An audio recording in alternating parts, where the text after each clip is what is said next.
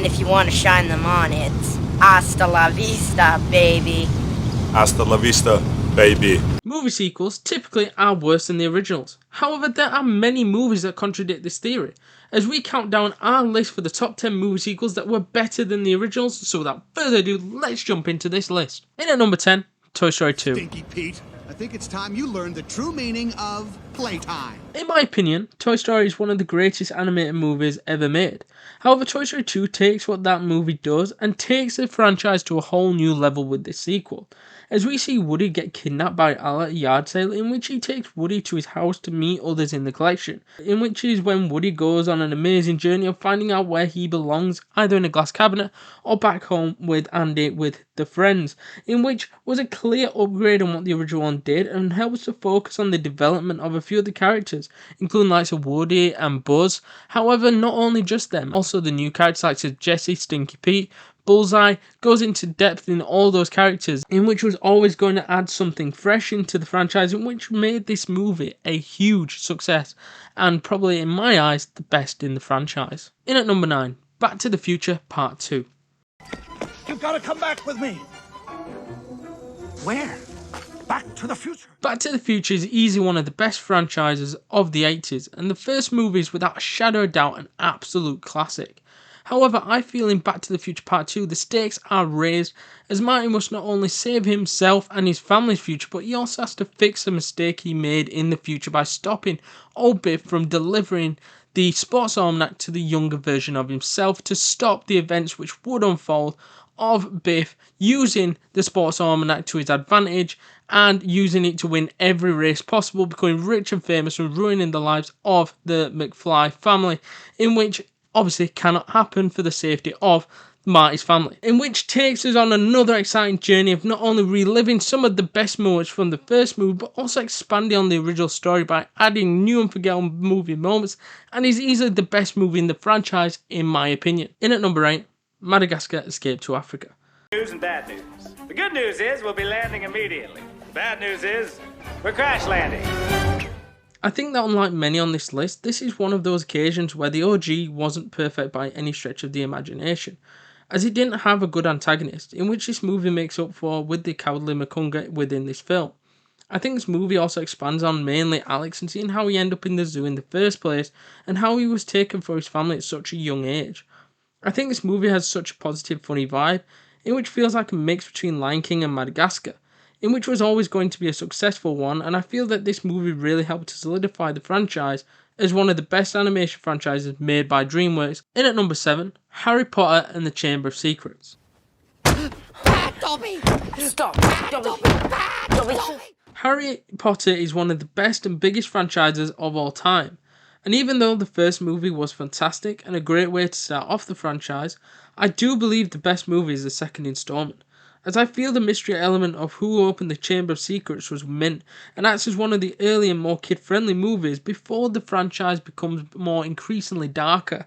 I feel that this movie acts in a great way of building Harry as a powerful wizard by taking on the basilisk whilst also exploring how he can speak to snakes, and him going face to face with not Voldemort once but twice after he faced him in the first movie. This is the second time he fights a version of Lord Voldemort, which was Tom Riddle, the younger version of himself, and I feel that the drama, the action sequences, I think everything was down to a T. The flying car is so iconic.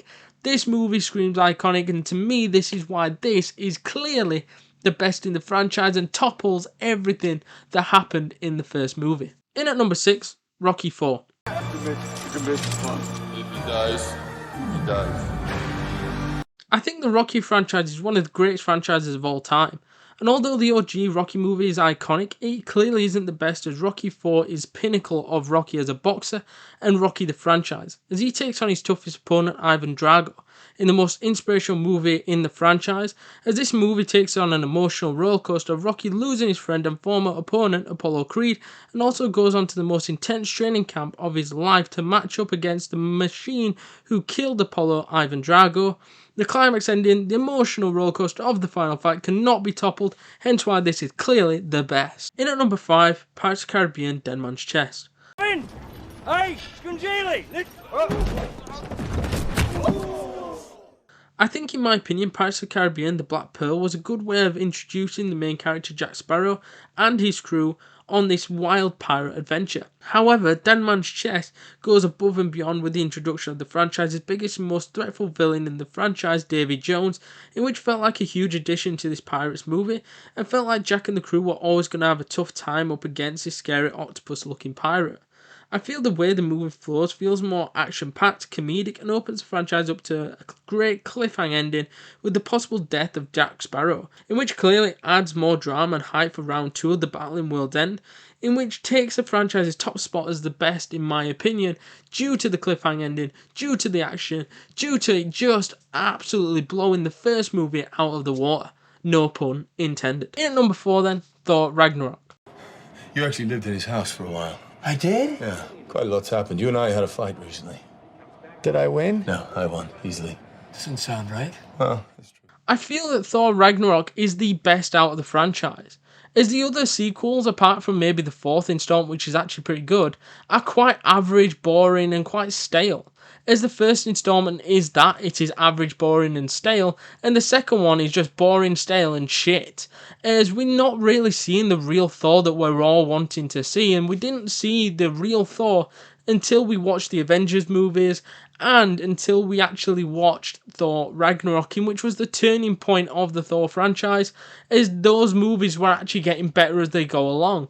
And Thor Ragnarok, for me, has a bit of everything. It has better comedy than the other two. It gets rid of all the Shakespearean shite that the first two tried to push down your throat, in which doesn't really work. And I feel that, as a whole, they get the Loki and Thor relationship right in that particular movie, as they use him more as a sort of sidekick sort of vibe rather than a villain, as we all know that Loki is not that good of a villain, and using Hela as the main villain this time, which is his sister, in which was an absolute unstoppable monster of a villain, was great. I think Hela was the perfect match for Thor, as, to be fair, he had to destroy his whole planet just to defeat her, because she was more powerful than him, as she was drawing her power from Asgard, in which was mint. I think the inclusion of Hulk was another big attribute to this movie being one of the best movies in the MCU, as Hulk coming back after Age of Ultron and absolutely showing why he is in the MCU and how good of a character he is, as he shines and looks like $1 million. And I think that in his fight with Thor, I think he looked incredible, and I think that in this movie, this was probably one of his best appearances within the MCU, and that's why this movie just has everything and sets up perfectly for the future of the MCU, and was the perfect addition to the Thor franchise. In at number 3, Shrek 2. Are you? I most certainly am not! It looks like you most certainly am all. I am not! What kind? It's a thong! I think this is easily one of the best animated franchises ever made, and Shrek the OG is just such a classic and brilliant film. Although the first one was so good, Shrek 2 just raised the bar and made one of the greatest movies of all time, one of the greatest animated movies of all time. This movie has everything from the soundtrack to the good story to the character development to the drama like you wouldn't believe at the end of the movie, and is now like a perfect blueprint of how to make one of the all-time great animated movies. I think the villain, the fairy godmother, is so evil and callous that she would try to convince King Harold to not only try to kill Shrek, but also to get her son, Prince Charming, to marry Fiona, in which made for quite an entertaining and drama-fueled movie, and toughest test for Shrek and Fiona's marriage since they had got married at the end of the first movie. And what is not to love about this movie, from Mongo to the human Shrek to King Harold being turned into a frog? What is not to love? In at number 2, Terminator 2 Judgment Day. And if you want to shine them on, it's hasta la vista, baby. Hasta la vista, baby. James Cameron's Terminator was great, and is an absolute gem of a movie, something that was original and fresh.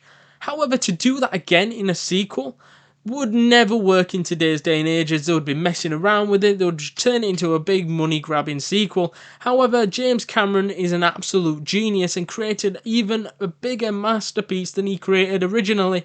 And it has a better villain, it has better action sequences, it's funnier. It is like the ultimate movie that you just did not expect coming out of the first movie, which was already an iconic film. And to go into this one, expectations were high and they were met. and exceeded, as this is one of the all-time great movies, not just of sci-fi, one of the greatest movies of all time. And I think Arnie going as a good guy in this movie was not expected by any stretch of the imagination, and T-1000 coming in as the main villain, who is now a shapeshifter, can now imitate voices and do all these weird fancy things, is just unbeatable and looks like an absolute machine.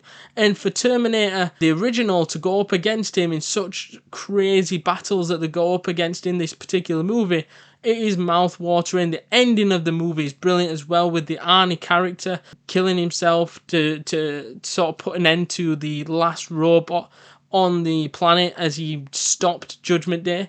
And these all things just came together quite well and made for one hell of an entertaining, action-packed movie. In at number 1, Spider-Man 2. Pizza time. In my opinion, Spider-Man 2 is one of the greatest Spider-Man movies of all time and one of the greatest superhero movies of all time. So of course it's going to be better than the original. That's not to say that the original was bad, as that had the best backstory of all the Spider-Man movies. It had everything, it built the perfect foundations. However, this movie went, cool, now watch this. More action sequences, in which were better action sequences. Just the train scene alone was an improvement from some of the ones that we saw in Spider-Man 1. And we also saw better character development, especially with Peter Parker going through struggles in his life, watching himself and Spider-Man fall apart in front of his eyes, as he wasn't able to manage the actual life of Peter Parker and Spider-Man, and he was questioning, should he still be Spider-Man after losing parts of his powers, and after his powers were failing him a little bit, and after seeing the girl he loves he can't go out with because he's trying to protect her, while also trying to keep on the learning sides of things that he's trying to do at college, and trying to have a working life, which he doesn't have because he's struggling to pay his rent, because he doesn't have a job, because he got fired at the start of the movie for being late because he was doing stuff as Spider-Man. So trying to manage the two was an absolute nightmare, and this problem never really gets brought up in many superhero movies, and I'm glad that this was one of the first ones to actually put it out there that superheroes aren't always super. They're going to have problems in their real life,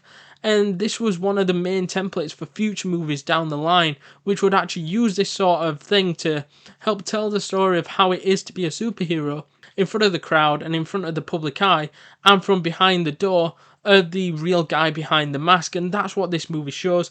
Really effective, and to me that's why it's one of the greatest of all time. Not only that, but the villain was exceptional as well, with Doc Ock being there as a major threat. The fight scenes were massive, the threat level was through the roof. Could Peter actually get killed in this movie? And everything just absolutely was blown out the park with this movie. Thanks for watching, guys. Let us know your thoughts down in the comments down below. What you thought of this video, what you thought of the listing. Let us know your listing itself down in the comments down below, please. Also, don't forget to hit that like button, hit that subscribe button, hit that notification bell. So I shall see you guys in the next one. Laters.